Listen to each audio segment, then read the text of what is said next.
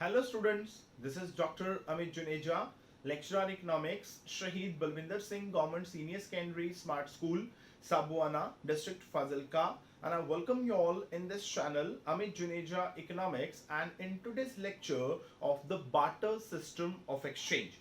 So, in the last lecture, we discussed about what is the barter system of exchange.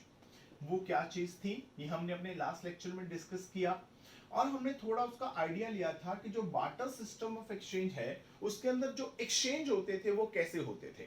तो हमने एक example लिया था, हम वो एग्जांपल जो है वो फिर से यहाँ पे रिपीट करेंगे कि सपोज कीजिए कि दो पर्सन है ए और बी और अब यहाँ पर एक कम्युनिटी है वीट और एक है राइस। ठीक, अब क्या हो कि सपोज करो जैसे हमने लास्ट लेक्चर में एग्जांपल लिया था कि ए पर्सन जो है उसके पास जो वीट है वो अवेलेबल है और अब वो क्या करना चाहता है, वो अब वीट अपना प्रोवाइड करवाना चाहता है और उसको राइस की नीड है। ठीक, सो ये ए पर्सन की सिचुएशन है, let it be it's me Amit.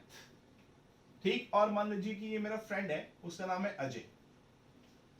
मैं अपने फ्रेंड के पास गया और मैंने इसको बोला कि यार अजय, मेरे पास ना वीट अवेलेबल है यार और मुझे ना राइस चाहिए, तो क्या तू मेरा वीट ले सकता है और उसके बदले में मुझे राइस दे सकता है? तो वो कहेगा कि हाँ, मैं आपका वीट लेने के लिए रेडी हूं क्योंकि मुझे जो है वो वीट की नीड है, पर मैं आपको राइस नहीं दे सकता उसके बदले में क्योंकि मेरे पास राइस तो है नहीं, मेरे पास तो शुगर है। मेरे पास जो अवेलेबल है वो क्या है, वो शुगर अवेलेबल है। तो इसका मतलब मैं अजय के साथ कोई एक्सचेंज नहीं कर सकता। क्यों? क्योंकि मुझे जो नीड है वो राइस की नीड है, तो मुझे शुगर चाहिए ही नहीं। तो मैं वो अजय अब मेरा वीट तो लेना चाहता है बट उसके बदले में उसके पास मुझे देने के लिए राइस नहीं है, उसके पास मुझे देने के लिए शुगर है जो मुझे चाहिए नहीं। तो मैं गया अपने एक नेक्स्ट फ्रेंड के पास जो है राजन। अब मैं राजन के पास गया, मैंने राजन से पूछा, राजन वीट लेने के लिए रेडी हो? मेरे पास वीट है। वो कहता हाँ मुझे वीट चाहिए। मतलब राजन को जो है वो वीट चाहिए, तो उसको वीट की नीड है। मैंने कहा देख, वीट मैं तब दूंगा जब उसके बदले में मुझे राइस मिलेंगे। क्या तेरे पास राइस है मुझे देने के लिए? वो कहता हाँ मेरे पास राइस भी है और मैं तेरे को वो दे भी दूंगा। इसका मतलब उसके पास जो राइस है वो अवेलेबल है और मुझे देने के लिए भी रेडी है। इसका मतलब मेरे जो एक्सचेंज होंगे वो अजय के साथ नहीं होंगे, मेरे जो एक्सचेंज है वो राजन के साथ होंगे। तो हम बीच में से अजय को निकाल देते हैं। तो हमने अजय को निकाल दिया बीच में। अब क्या हो, मैंने आपको एक टर्म लास्ट टाइम में यूज की थी जब हमने लेक्चर अपना फिनिश किया था, उसको हमने कहा था double coincidence of wants.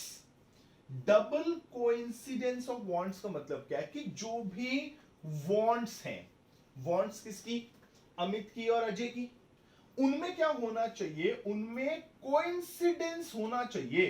But वो कोइंसिडेंस जो है वो सिंगल साइड में नहीं होना चाहिए, वो डबल साइड में होना चाहिए।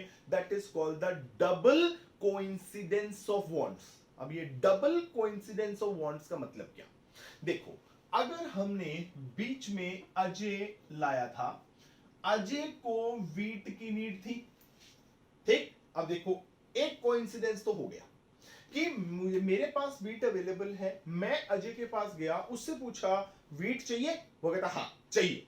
तो एक तो कोइंसिडेंस हो गया कि जो मैं लेके गया था उसको चाहिए। तो मैं कहा यार वाह, ये तो कमाल हो गया भी, मैं तेरे पास वीट लाया था देने के लिए, तुझे वीट चाहिए, ये तो कमाल हो गया, ये तो कोइंसिडेंस है। This is one coincidence. अब सेकंड कोइंसिडेंस क्या होना चाहिए कि अजय से मैंने पूछा अच्छा मेरे को देने के लिए राइस है? वो कहता ना, नॉट अवेलेबल। मेरे पास तेरे को देने के लिए राइस तो नहीं है, मेरे पास तो तेरे को देने के लिए शुगर है। मतलब मैं कहूंगा नहीं नहीं अजय, फिर नहीं काम बनेगा यार, गड़बड़ होगी। मतलब एक कोइंसिडेंस हुआ कि जो मेरे पास अवेलेबिलिटी थी वो उसकी उसको नीड थी। एक तो कोइंसिडेंस हो गया, पर जो मुझे चाहिए वो उसके पास था नहीं। मैं यार अजय, यहां पे गड़बड़ हो गई यार, मतलब जो मुझे चाहिए वो तेरे पास है नहीं, तो फिर हम एक्सचेंज नहीं कर सकते। तो इसका मतलब हमने अजय को कर दिया था बीच में से कैंसल। तो ये अजय तो निकल गया बीच में से। अब मैं गया राजन के पास, मैंने राजन को बोला राजन वीट चाहिए यार, मेरे पास वीट पड़ा है। वो कहता हाँ बिल्कुल चाहिए। मैं ले, ये तो फिर से कमाल हो गया, भी अब तेरे को वीट चाहिए, मेरे पास वीट पड़ा है तो यार ले ले। मैंने पूछा अच्छा वीट तो दे दूंगा, पर यार मुझे ना राइस चाहिए, तेरे पास राइस है मुझे देने के लिए? वो कहता हाँ है, तो मैं तो देने के लिए भी रेडी हूं, मैं तो तेरे को ढूंढ रहा था। कोई पर्सन आए, मेरे पास राइस अवेलेबल है, वो राइस मेरे ले जाए और उसके बदले में वीट मेरे को दे जाए, ले तू आ गया, मैं राजन ये तो यार डबल कमाल हो गया। तो डबल धमाल के साथ साथ डबल कमाल, और ये डबल कमाल ये हुआ कि जो मुझे चाहिए था वो उसके पास था, और वो चीज देने के लिए मुझे रेडी भी था। नंबर 2, जो मेरे पास था वो लेने के लिए भी रेडी था। ये तो दोनों तरफ से कमाल हो गया कि जो मुझे मेरे पास है वो लेने के लिए रेडी बैठा है, जो उसके पास है वो मुझे देने के लिए रेडी बैठा है, और अगर वो मुझे देने के लिए रेडी है तो मैं आगे से लेने के लिए भी रेडी हूं। सारी तरफ से कमाल ही कमाल। तो कमाल कमाल यानी कि दो कमाल, दो कमाल मतलब double coincidence of words. So double coincidence of wants ये था कि जो चीज आपके पास अवेलेबल है, नंबर 2 क्या होना चाहिए, नेक्स्ट पर्सन को उसकी नीड होनी चाहिए, और जो चीज नेक्स्ट पर्सन के पास अवेलेबल है उसकी नीड आपको होनी चाहिए, तभी एक्सचेंज हो पाएंगे। That's what is called double coincidence of wants. तो एक्चुअली क्या होता था कि अब सोचो कि एक ऐसा पर्सन ढूंढना, एक ऐसा पर्सन सर्च करना जिसके पास वो चीज हो जो आपको चाहिए, और साथ के साथ उसके पास वो चीज अवेलेबल हो जो आपको चाहिए। ऐसा पर्सन तो बहुत मुश्किल था मिलना। तो इसलिए जो इस सिस्टम के अंदर जो ट्रेड होता था वो बहुत लोअर लेवल का ट्रेड होता था, बहुत कम होता था। तो इसलिए क्या किया गया, ये जो बार्टर सिस्टम ऑफ एक्सचेंज है इसको छोड़ दिया गया, इसको बंद कर दिया गया। क्यों? क्योंकि पहले पहले तो बहुत अच्छा काम चला, क्योंकि जो लोगों की नीड्स थी वो बहुत कम थी, जो लोगों की नीड्स थी वो ज्यादातर बेसिक होती थी। तो बेसिक नीड जो है वो तो कम्युनिटी फॉर कम्युनिटी में चल जाता था, क्योंकि अगर एक पर्सन को व्हीट और राइस चाहिए तो दूसरे को भी व्हीट और राइस चाहिए, अगर एक को वेजिटेबल एंड शुगर चाहिए तो अगले को भी वेजिटेबल एंड शुगर चाहिए, तो एक्सचेंज आराम से हो जाते थे। पर अब क्या हुआ, धीरे धीरे धीरे धीरे धीरे धीरे जो हमारी नीड्स है वो बढ़नी शुरू हो गई। अब जब नीड्स एक तो इंक्रीज हुई, नंबर 2 ये हुआ कि नीड्स के अंदर वैरायटी आनी शुरू हो गई। अब जब नीड्स के अंदर वैरायटी आएगी तो क्या होएगा, अब मेरी रिक्वायरमेंट कुछ और है, किसी और पर्सन की रिक्वायरमेंट कुछ और है, तो रिक्वायरमेंट मैच नहीं करती थी। मतलब ये जो डबल कोइंसिडेंस ऑफ वांट्स है ये एस्टेब्लिश नहीं होता था।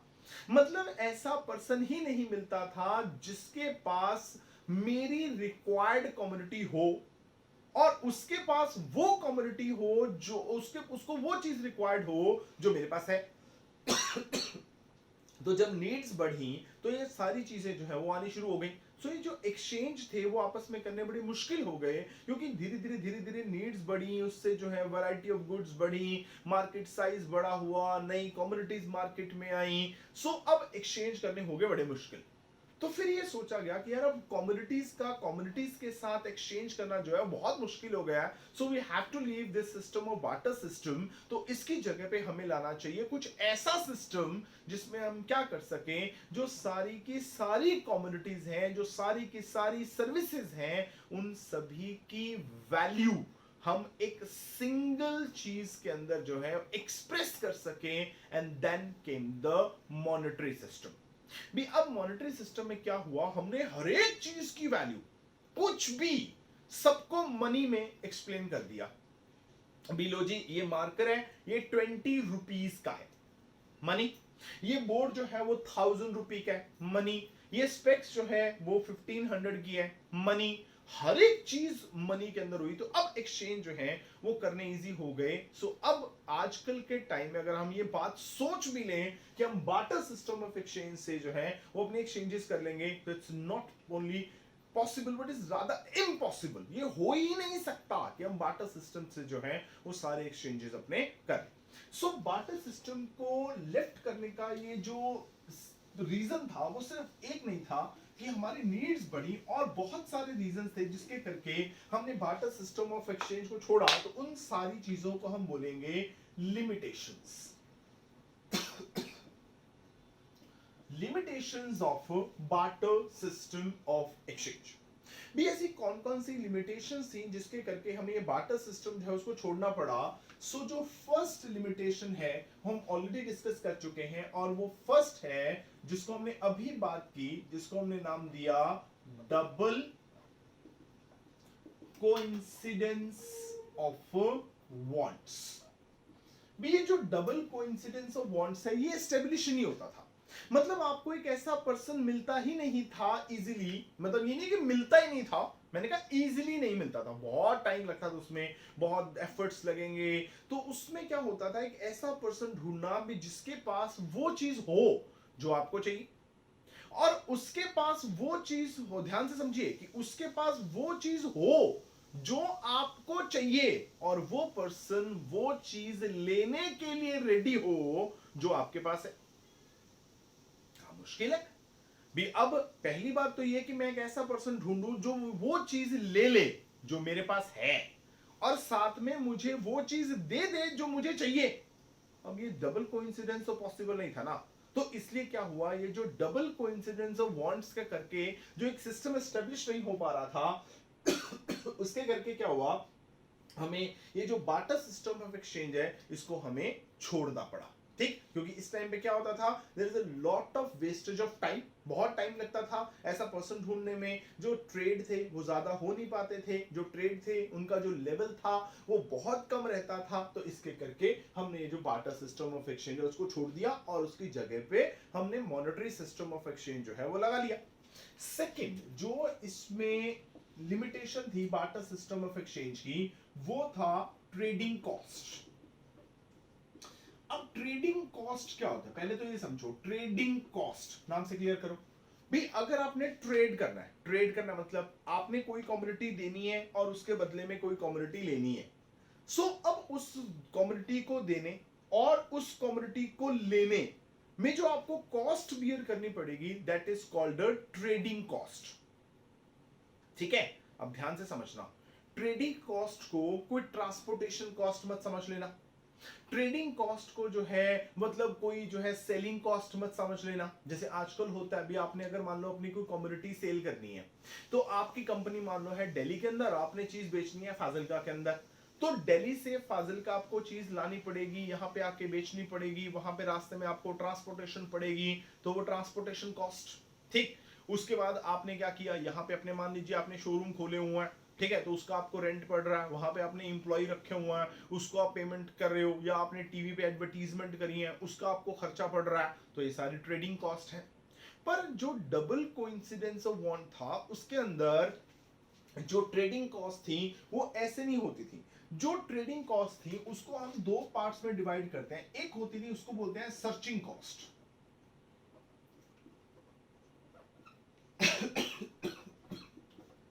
अगर हम इसको नाम से क्लियर करें, सर्चिंग कॉस्ट, सर्च करना, सर्च करने पे कॉस्ट। कैसे, नाम से क्लियर करो, सर्च करने पे कॉस्ट। मैं अपना वीट लेके मार्केट के अंदर गया, आगे से एक पर्सन मिला, वो कहता हाँ जी वीट देना है, हाँ जी बिल्कुल देना है, तभी तो आया हूं मार्केट के अंदर वीट देने के लिए। वो कहता हाँ जी वीट देना चाहते हो, तो उसके बदले में क्या लेना चाहते हो। मैं कहूंगा वीट देना चाहता हूं और उसके बदले में मैं राइस लेना चाहता हूं। वो कहता ना राइस तो है नहीं, शुगर है लेनी है। मैं कहूँ ना शुगर तो मेरे घर पे पड़ी है, मैं क्या करूंगा शुगर लेके। तो वीट देना चाहता हूं पर उसके बदले में शुगर नहीं लेना चाहता, उसके बदले में लेना चाहता हूं मैं राइस, तो वो उसके पास अवेलेबल नहीं है। सो सर्चिंग कॉस्ट में क्या है कि वो कहता है कि हाँ मैं आपका वीट लेने के लिए रेडी हूं, बट मेरे पास आपको देने के लिए जो है वो राइस नहीं है, मेरे पास तो शुगर है। तो मैंने पहले बोल दिया कि शुगर तो मेरे घर पे पड़ी है, तो मैं आपसे शुगर क्यों लूं भी। तो मुझे क्या करना पड़ेगा, ऐसा पर्सन सर्च करना पड़ेगा जिसके पास क्या हो कि मुझे देने के लिए राइस अवेलेबल हो और मुझसे लेने के लिए उसको वीट चाहिए हो।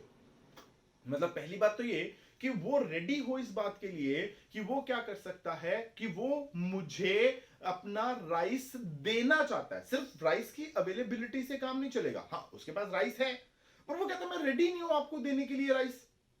क्योंकि मेरे पास जितना राइस है वो मेरी रिक्वायरमेंट के अकॉर्डिंगली है, मेरे पास एक्स्ट्रा राइस नहीं है आपको देने के लिए। सिर्फ अवेलेबिलिटी ऑफ गुड्स से काम नहीं चलेगा, रेडीनेस ऑफ गुड्स से भी काम चलेगा, कि उसके पास जो गुड्स हैं वो सारी की सारी गुड्स वो मुझे देने के लिए रेडी भी होना चाहिए। मतलब उसके पास वो जो कम्युनिटी है वो एक्सेस में होनी चाहिए, तभी वो चीज मुझे देगा। तो क्या होना चाहिए, मुझे ऐसा पर्सन सर्च करना पड़ेगा जिसके पास क्या हो, जो चीज मुझे रिक्वायर्ड है वो चीज वो देने के लिए रेडी हो, और जो चीज मेरे पास अवेलेबल है वो चीज वो लेने के लिए रेडी हो। अब सपोज करो कि आप मार्केट में चले गए और ऐसा पर्सन आपने ढूंढना है, तो आपको मान लो जैसे अजय नहीं मिला, मैंने मान लो आपको एक और पर्सन मिल गया, उसका नाम संजीव है ना, उसके पास भी कुछ गड़बड़ थी, वो कहता हाँ मैं वीट लेने के लिए रेडी हूं, बट वीट लेने के लिए तो रेडी हूं, पर आपको देने के लिए मेरे पास जो है वो राइस नहीं है, मेरे पास आपको देने के लिए रेड चिली है, बोलो लेनी है, काम नहीं बनेगा। एक और पर्सन मिल गया राजेश, राजेश कहता है कि हाँ मेरे पास राइस देने के लिए तो है और मैं रेडी भी हूं आपको राइस देने के लिए, पर उसके बदले में मैं आपका वीट नहीं लेना चाहता, मुझे इसके बदले में ना शुगर चाहिए। क्या आपके पास शुगर है? मैं कहूँ ना मेरे पास तो शुगर नहीं है, मेरे पास तो वीट है। वो कहता ना मैं तो वीट लेने के लिए रेडी नहीं हूं। इसका मतलब क्या हुआ कि जब तक आपको ऐसा पर्सन मिल नहीं जाता जिसके साथ आपका डबल कोइंसिडेंस ऑफ वर्ड नहीं हो जाता, आपको उसको सर्च करना पड़ेगा, कॉन्टिन्यूसली आपको मार्केट जाना पड़ेगा, बहुत टाइम आपको वहां पे बैठना पड़ेगा। वो क्या है, वो आपकी सर्चिंग कॉस्ट है। जो अगली कॉस्ट इसमें पड़ती थी वो इसी से राइज होती हैं, जिसको हम कहते हैं वेटिंग कॉस्ट। मतलब अब आपको क्या करना पड़ेगा, वेट करना पड़ेगा ऐसे पर्सन का। मान लो आपको ऐसा पर्सन जिसके साथ आपका double coincidence of wants establish नहीं होता, अगर मान लो कि आपको वो पर्सन 2 महीने तक नहीं मिलता, तो आपको 2 महीने तक वेट करना पड़ेगा। इन दैट टाइम आप कुछ प्रोडक्टिव काम कर सकते थे, कुछ चीजें प्रोड्यूस कर सकते थे, कुछ और इकोनॉमिक एक्टिविटीज कर सकते थे, बट आप क्या कर रहे हैं, आप उस पर्सन की सर्च में लगे हुए हैं और वो पर्सन आपको मिल नहीं रहा, then you have to wait for that person. तो वो क्या पड़ेंगी, वो आपको वेटिंग कॉस्ट पड़ेंगी। अगर हम आज के टाइम में बात करें, ना तो आजकल इस तरह की कोई सर्चिंग कॉस्ट होती है, ना ही इस तरह की कोई वेटिंग कॉस्ट होती है। क्यों? क्योंकि मैं अपनी कम्युनिटी लेके मार्केट में जाऊंगा, उसको सेल करूंगा, सेल करके उसके बदले में मैं मनी ले लूंगा, मनी लेके अपनी पॉकेट में डाल लूंगा। मुझे ऐसा पर्सन सर्च करने की क्या जरूरत है जिसके पास, अब मेरे पास देने के लिए क्या है, अगर मैं अपनी बात करूं मेरे पास देने के लिए क्या है, मेरे पास देने के लिए सिर्फ मेरी टीचिंग है और कुछ नहीं है, मैं सिर्फ अपनी सर्विसेज दे सकता हूं।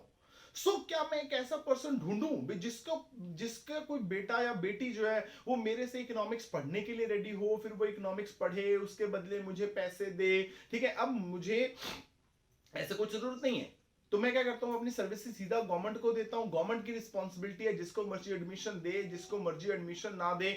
मेरी रिस्पॉन्सिबिलिटी इतनी है कि मैंने क्लास में खड़े होके जो मेरे पास स्टूडेंट्स हैं मैंने उनको पढ़ा देना, और उसके बदले में सैलरी लेके पॉकेट में डालनी है और घर पे आ जाना है।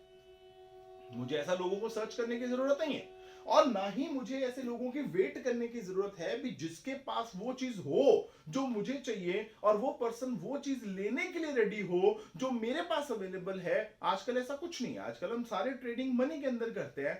इसलिए हम ट्रेडिंग मनी के अंदर करते हैं, तो ना तो हमें आजकल के टाइम में इस तरह की सर्चिंग कॉस्ट बियर करनी पड़ती, और ना ही हमें इस तरह की कोई वेटिंग कॉस्ट जो है वो बियर करनी पड़ती। But at the in the barter system of exchange, ये जो सर्चिंग कॉस्ट है या जो वेटिंग कॉस्ट है, ये इतनी ज्यादा हुआ करती थी कि इसलिए इनके करके जो है, क्योंकि बहुत टाइम कंज्यूमिंग प्रोसेस था एक ऐसे पर्सन को ढूंढना जिसके पास डबल कोइंसिडेंस ऑफ वांट्स जो है एस्टेब्लिश हो जाए, ऐसे पर्सन को ढूंढना, फिर उसके साथ ट्रेड करना, it takes a very long time. So searching cost, waiting cost बहुत ज्यादा होती थी। तो इसके करके भी हमने ये जो बार्टर सिस्टम ऑफ एक्सचेंज है, इसको हमने क्या कर दिया, छोड़ दिया।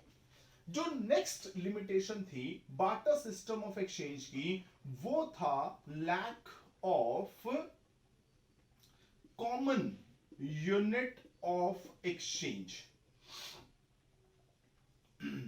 Lack of common unit of exchange का मतलब क्या है कि आपने अब क्या करना है, आपने एक्सचेंज करना है। अगर आज के टाइम में आपने एक्सचेंज करना है तो कैसे होगा, सपोज करो भी आप मार्केट में गए, आप कहते हैं कि आपके ने एक मार्कर परचेज किया था शॉपकीपर से। सो वो मार्कर था 20 रुपी का। आपने शॉपकीपर को बोला कि यार मैं मार्कर ना गलती से ले गया, आप ऐसा करो मार्कर ले लो और इसके बदले में ना मुझे सिंपल पेन दे दो। तो कहता है पेन आएगा जी 10 रुपी का। ठीक है, अब ध्यान से समझो क्या चल रहा है। मेरे पास मार्कर है, मैंने उसको बोला यार मार्कर ले गया था, मैंने अपने बेटे को भेजा था, तो मैंने उसको बोला था पेन लेके आना है, तो वो गलती से ना मार्कर ले गया। तो आप ये मार्कर ले लो और इसके बदले में ना मुझे पेन दे दो। अब सोचो एक्सचेंज हो रहा है किसका, मार्कर का और पेन का। अब शॉपकीपर क्या बोलेगा, शॉपकीपर बोलेगा देखिए सर आपका बेटा आया था मार्कर लेने के लिए, मार्कर के बदले में वो मुझे 20 रुपी दे गया था। ठीक, जो आप पेन लेना चाहते हो वो है 10 रुपी का, तो आप एक मार्कर के बदले में आपको मैं 2 पेन दे देता हूं। अब सोचो मैंने उसको एक मार्कर दिया, उसके बदले में उसने मुझे 2 पेन दिए, मार्कर और पेन दोनों का एक्सचेंज हो गया। कैसे हुआ, क्योंकि एक्सचेंज इसलिए हुआ क्योंकि जो मार्कर था उसको भी मैंने रुपीस में एक्सप्रेस किया, ये 20 रुपीस का है, और पेन को भी मैंने रुपीस में एक्सप्रेस किया कि वो 10 रुपीस का है। अब रुपीस क्या है, ये मनी है, these are the money units. So India की करेंसी जो है वो है रुपी। तो मैंने क्या किया, दोनों को in terms of Indian monetary system, in terms of Indian currency rupees में एक्सप्रेस किया कि मार्कर की वैल्यू भी रुपीस में है, नंबर 2 पेन की वैल्यू भी रुपीस में है। अब दोनों वैल्यू रुपी रुपी में है तो क्या होगा, एक्सचेंज हो जाएगा। एक्सचेंज इसलिए हुआ क्योंकि दोनों कमोडिटी की जो वैल्यू थी वो क्या थी, एक कॉमन यूनिट में एक्सप्रेस हुई है, and what is that common unit, it is rupees. बात सिंपल है भी। अब सोचो कि ये भी रुपीस में एक्सप्रेस हो रहा है, ये भी रुपीस में एक्सप्रेस हो रहा है, तो दोनों का एक कॉमन यूनिट है, तो दोनों का अगर कॉमन यूनिट है तो दोनों में एक्सचेंज इजीली हो जाएगा।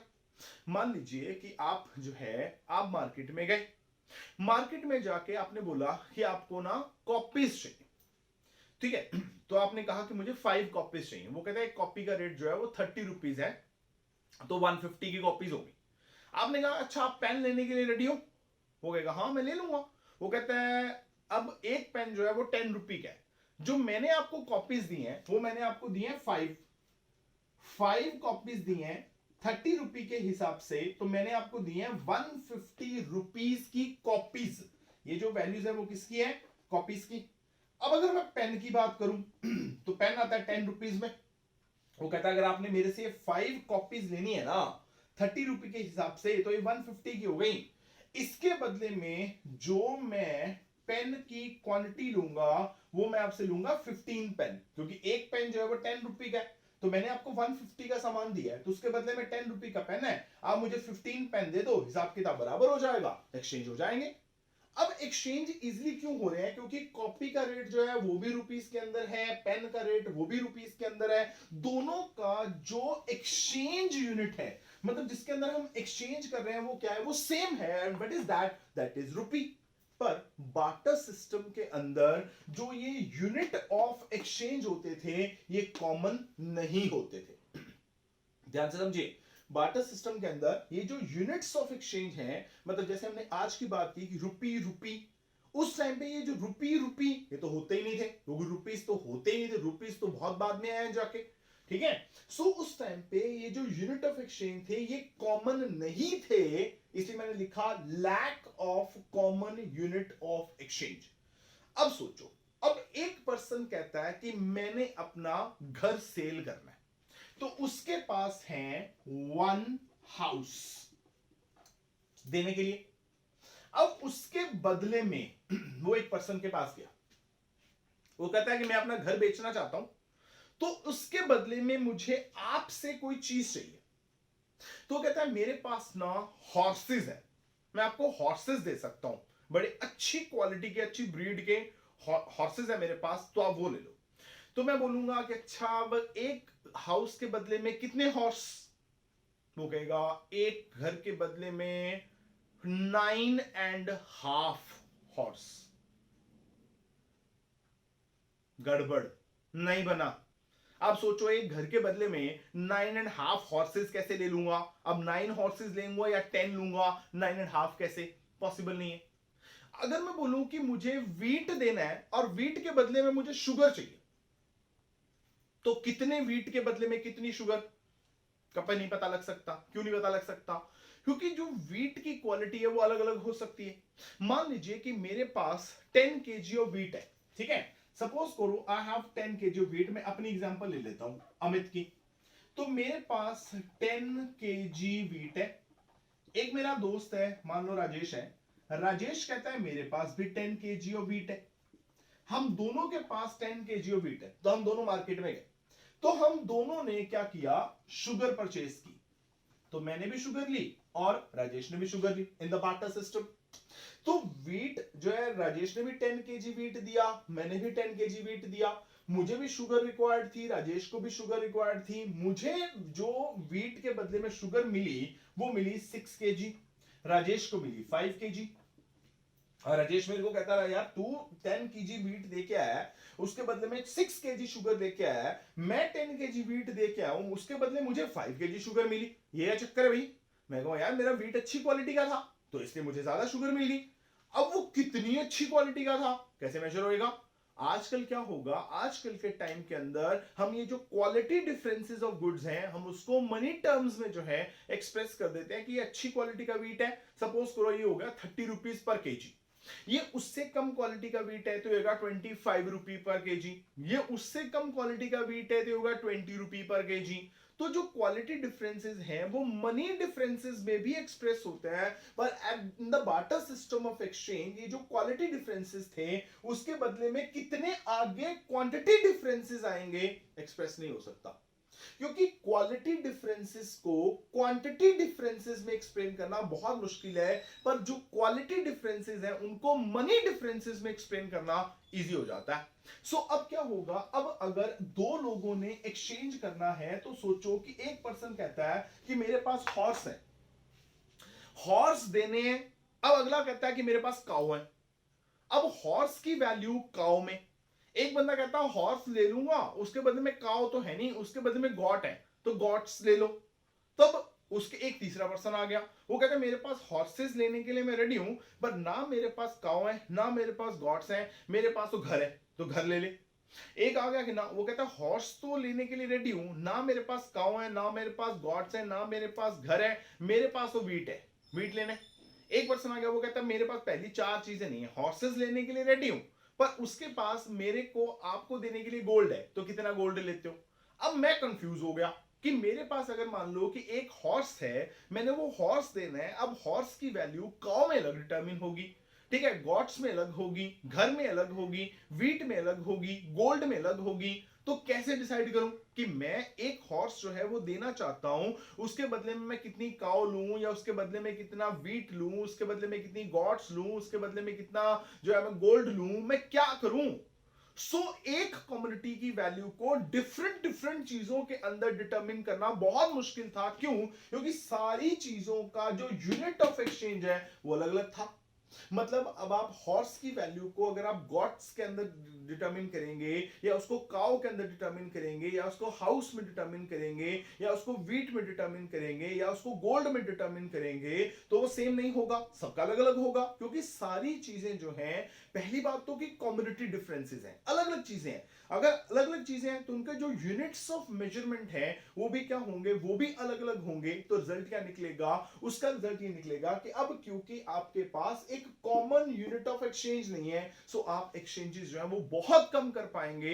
रिजल्ट ये निकलेगा कि जो टोटल ट्रेड होता था वो बहुत कम होता था। इसलिए भी हमें ये जो बार्टर सिस्टम ऑफ एक्सचेंज है, ये क्या हुआ, इसको हमें छोड़ना पड़ा। नंबर 4 जो प्रॉब्लम आई उसमें उसको हम कहते हैं डेफर्ड पेमेंट्स। अब पहली बात तो ये कि डेफर्ड पेमेंट्स क्या होती हैं, ठीक है। ये डेफर्ड पेमेंट की एक प्रॉब्लम थी, ठीक है, जिस प्रॉब्लम के करके हमें क्या करना पड़ा, जो हमारा बार्टर सिस्टम ऑफ एक्सचेंज है हमें उसको छोड़ना पड़ा। Now what is this deferred payment? Deferred payment वो पेमेंट होती हैं जो आपको उसी टाइम पे नहीं करनी होती। Okay, you are getting my words. Deferred payments are those payments which are not made okay immediately but after a period of time. ध्यान से समझिए, ये वो पेमेंट है जो आपको किसी को करनी तो है, but not immediately but after a period of time. कैसे? एग्जाम्पल लेते हैं। मैं साबुआना स्कूल के अंदर इकोनॉमिक्स का लेक्चरर हूं, तो मैं क्या करता हूं, मैं वहां पे अपनी सर्विसेज देता हूं, ठीक है। उसके बदले में गवर्नमेंट मेरे को पेमेंट करती है। अब गवर्नमेंट मेरे को पेमेंट कब करेगी? वो कहेगी पहले आप मेरे लिए पूरा एक महीना, अब गवर्नमेंट कह रही है मुझे कि आप मेरे लिए पहले पूरा एक महीना स्कूल में आइए, अपनी सर्विसेज दीजिए, पढ़ाइए। जब आप एक महीना पढ़ा लेंगे ना, उसके बाद आपको सैलरी देंगे। मतलब गवर्नमेंट मुझे सैलरी दे रही है आफ्टर 1 मंथ। जो मेरे को पेमेंट हो रही है वो ऐसा तो नहीं है ना कि चलो जी बेल लगी, ठीक है, चलो अमित सर का फर्स्ट लेक्चर जो है वो खत्म, तो जैसे अमित सर ने क्लास से बाहर रखा पैर, तो मेरे प्रिंसिपल सर जो हैं वो बाहर खड़े हैं, वो कहते अच्छा अमित सर लेक्चर लगा लिया? मैंने कहा हाँ जी सर लगा लिया। अच्छा लो जी आपके एक लेक्चर के ना 500 रुपये पकड़ो 500। तो 7वीं क्लास में चले गए। 7वीं क्लास से एक मैम निकले, मैम को पूछा हाँ जी मैम आपका लेक्चर हो गया? हाँ जी चलो ये लो आपके 500। ठीक है, एक कुछ ज्यादा सीनियर टीचर है हमारे स्कूल में, उनकी सैलरी मुझसे थोड़ी ज्यादा है, तो उनका भी लेक्चर खत्म हुआ था, तो उनके भी रूम में गए, ठीक है, उनको हाँ जी हो गया सर लेक्चर? वो कहते हाँ जी हो गया, लो सर आपके ना पर लेक्चर 700 है, ये पकड़ो 700। तो मेरे प्रिंसिपल सर तो यही काम लगे रहे। अब क्या हो रहा है, जैसे ही लेक्चर खत्म हुआ हाथ में पैसे, जैसे लेक्चर खत्म हुआ आज के हाथ में पैसे। तो क्या हुआ, आज पूरे दिन में 4 लेक्चर थे, तो 500 के हिसाब से 2000 पॉकेट में डाल ले तो घर पे आ गया। अगले दिन पूरे दिन में 2 लेक्चर थे तो 1000 रुपए मिले। ऐसे तो नहीं होता है ना। गवर्नमेंट कहती है कि आप पहले मेरे लिए पूरा एक महीना जो है वो स्कूल में आइए, बच्चों को पढ़ाइए, आफ्टर 1 मंथ आपको पेमेंट करेंगे। That payment is called a deferred payment. अब अगर आज के जमाने में मुझे डेफर्ड पेमेंट करनी हो तो बहुत इजी। मान लो मैंने, जैसे अब मैं अपनी एग्जांपल लूं, मैंने गवर्नमेंट के लिए सर्विसेज दी। जब मैंने गवर्नमेंट जॉब ज्वाइन करी थी तो गवर्नमेंट ने कहा देखो जी ये आपकी बेसिक पे होगी, ये उसके ऊपर इतना हम डीए लगाएंगे, इतना आपको जो है मोबाइल अलाउंस देंगे, तो ये सारा कर करा के इतनी आपकी सैलरी मिलेगी, बोलो आर यू रेडी? मैं कहूंगा सर बिल्कुल रेडी। सो ठीक है जी आओ ज्वाइन करो। तो मैंने ज्वाइन कर लिया। With the passage of time जैसे जैसे मेरा एक्सपीरियंस बढ़ा वैसे वैसे मेरी सैलरी बढ़ी। तो जो मुझे सैलरी मिलती है आज की डेट में, तो मुझे फर्स्ट ऑफ एवरी मंथ मुझे पता होता है कि मुझे 31st और 30th जो भी उसका लास्ट डेट है, उस डेट को मुझे कितनी सैलरी मिलने वाली है मुझे पहले से पता है। क्यों? क्योंकि वो तो मनी टर्म्स में मिलनी, पैसे में मिलनी। ठीक है, अब अगर हम बार्टर सिस्टम में आ जाए, बार्टर सिस्टम में एक पर्सन ने एक लेबरर को अपने घर पे काम पे रख लिया। उसको बोला कि देखो आप मेरे लिए काम करो एक महीना अगर आप काम करोगे तो उसके बदले में ना मैं आपको 40 kg ऑफ वीट दूंगा। डन। उस बंदे ने एक महीना काम कर लिया। एक महीना काम करने के बाद जब 40 kg वीट देने की बात आई, तो जब उसको 40 kg वीट दिया तो जो वर्कर था वो बोला कि सर जो वीट दिखाया था ना एक महीना पहले वो तो अच्छी क्वालिटी का था, अब तो ये घटिया क्वालिटी का है, मैं तो नहीं लेता। पहली बात तो लेता नहीं, और अगर लूंगा भी तो क्या होगा, जो अच्छी क्वालिटी का दिखाया था वो लूंगा, ये नहीं लूंगा। और अगर आपने ये देना है तो मुझे ज्यादा क्वांटिटी के अंदर दो, क्योंकि आप मुझे दिखाया था आपने अच्छी क्वालिटी का, दे रहे हो घटिया क्वालिटी का। उल्टा भी हो सकता है। उल्टा ये हो सकता है कि जो अब ऑनर है वो ये कहे कि देख भाई 40 kg वीट की बात हुई थी, पर वो जो वीट दिखाया था वो थोड़ा घटिया क्वालिटी का था, अब तेरे को अच्छी क्वालिटी का वीट दे रहा हूं, इसलिए मैं बीच में से 5 किलो काट के 35 kg दे रहा हूं।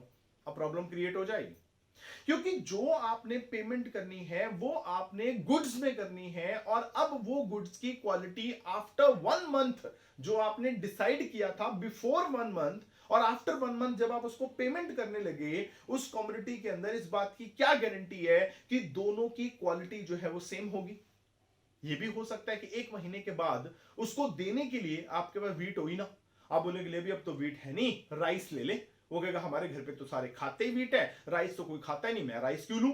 तो आपको जो फ्यूचर पेमेंट है वो करने में मुश्किल आएगी, क्योंकि जब आपने फ्यूचर में जाके पेमेंट करनी है कम्युनिटीज में, तो क्या हो सकता है उन कम्युनिटीज की क्वालिटी जो है वो डिटीरियोरेट हो सकती है, खराब हो सकती है, या मैं बोलूं कि चेंज हो सकती है। भी आपने अच्छी क्वालिटी का दिखाया, दिया घटिया क्वालिटी का, या आपने दिखाया था कम क्वालिटी का, दे रहे हो अच्छी क्वालिटी का, तो उसमें प्रॉब्लम आ सकती है। ये हो सकता है कि वो जो कम्युनिटी आपने आफ्टर 1 मंथ देनी है, आपके पास वो चीज अवेलेबल ही ना हो देने के लिए, तो वहां पे आपको प्रॉब्लम आ सकती है। तो क्योंकि जो डेफर्ड पेमेंट थी उसको करने में बहुत सारी मुश्किल्स आती थी, तो इसलिए उन सारी मुश्किलों को सॉल्व करने के लिए हमने क्या किया, बार्टर सिस्टम छोड़ दिया। हमने सारी चीजों की वैल्यू जो है वो मनी में एक्सप्रेस कर दी। अब जो जितने भी ट्रेडिंग होगी सारी की सारी मनी के अंदर होंगी। भी एक बंदे से आपने जो है अपना एग्रीमेंट कर लिया कि आप 1 महीना मेरे लिए काम कीजिए, आफ्टर 1 मंथ मैं आपको 20,000 दूंगा, बस बात खत्म।